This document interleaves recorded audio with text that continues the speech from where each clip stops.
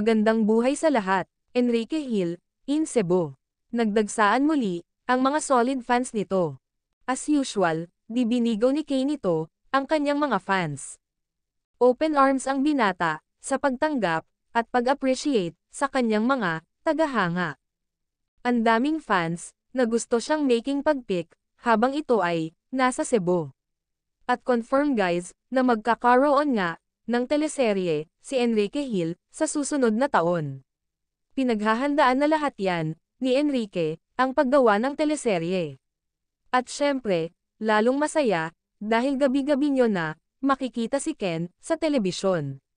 Ito pa ang iba't ibang ganap, kay Enrique Hill, sa Cebu. Sa Casino Filipino, Asia's friendliest.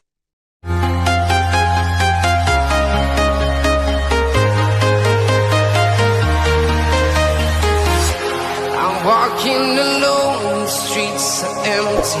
The only thing I can see is my own silhouette.